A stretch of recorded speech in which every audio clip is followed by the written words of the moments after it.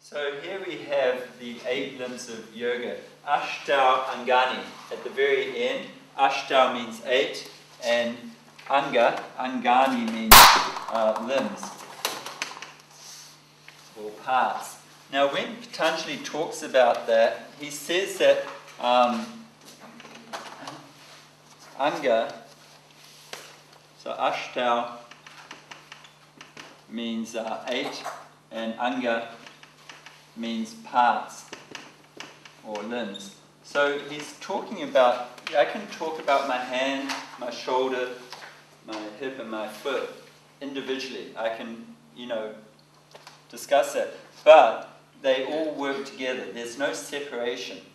So even though we're going to go through and break the 8 angas up and talk about them and try to practice them, we are actually practicing everything. There's no one thing that we're doing. So a lot of people think of yoga as asana, as the third limb of Ashtanga. But that's not possible. Yes, the focus might be improving your body, your hamstring, your lower back, scoliosis, whatever. That will be a benefit of asana, but you're not just practicing asana, you're practicing all the angas. So some of you are probably familiar with these. The 8 yama. We have yama is the social. It's a social relationship. Niyama. This board's really nice. It's a self relationship. You're having an understanding about yourself. Asana is a relationship with your body. You're not hammering it to pieces. You're looking after it and nurturing it and loving your body. Pranayama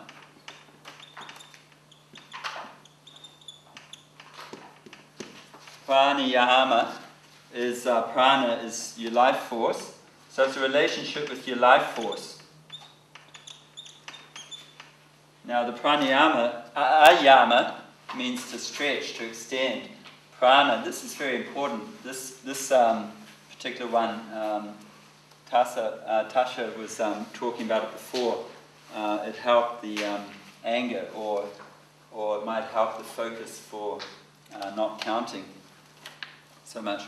It's about using our life force in a way that is really, it's a bank account. We have a certain amount of money in our bank account. We've got to be wise with how we spend it.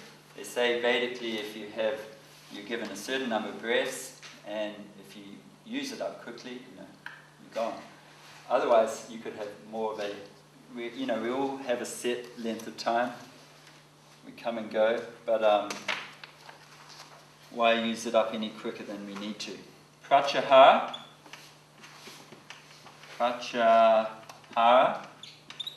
This is the what we're doing today. This is the 5th limb. So even though we're talking about 1, 2, 3, 4, 5, they are all together. But the pratyahara is having your relationship with your senses, understanding the good use of your senses versus the not so good use of senses.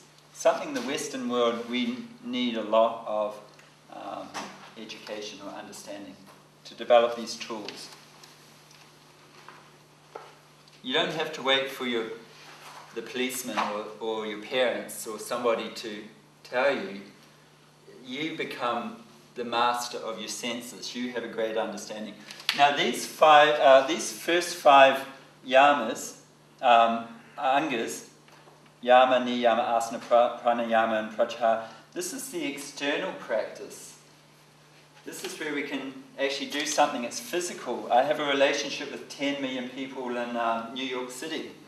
Or I have a relationship with myself, one person, or parts of my body, asana. Or I have a relationship with my breath. It's all external.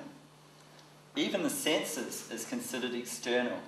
Even though you can't see them, it's still an involvement with the outside world. So the first part of this is the Baharanga sadhana. The sadhana is your practice, and the Baharanga is the external practice. It's something you can tangibly do. Then you get to a place where you have That's 1, 2, 3, 4, 5. Then you get to the place where you come to an internal practice and you have meditation. Now, I can't believe how many people say, I do yoga and I do meditation. It's like, what? It just doesn't equate. Yoga is meditation. And then we developed the internal practice of dharana. We did a retreat last weekend up in Kanayo, up in Maui, weekend retreat. We stay overnight and they look after us on dharana, the first step to meditation. And then we have dhyanam,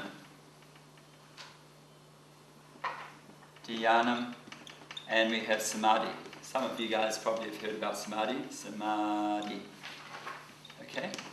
We have those three are the other limbs, but that's in the third chapter. These are the second chapter, and this is your Antaranga Sadhana 7 and 8. And these are considered all meditation to have the ability. So they say that this is a siddhi, a special power. We start to develop these special powers of meditation and ability to see ourselves and the ability to see others. It's a result of the external practice. So this is where I'm working on these 3, 4, 5, 6 in these retreats we've been doing this year, is on these areas here. Yama and niyama is, I work more at a personal level, and then dhyanam and samadhi, it's up to you. You'll go there.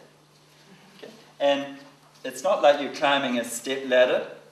You're not trying to attain samadhi, you're trying to attain nirodha.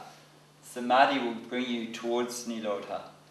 I consider sitting in a cave, okay, sure you might be in samadhi, but can you go sit in New York City on a subway and be in samadhi?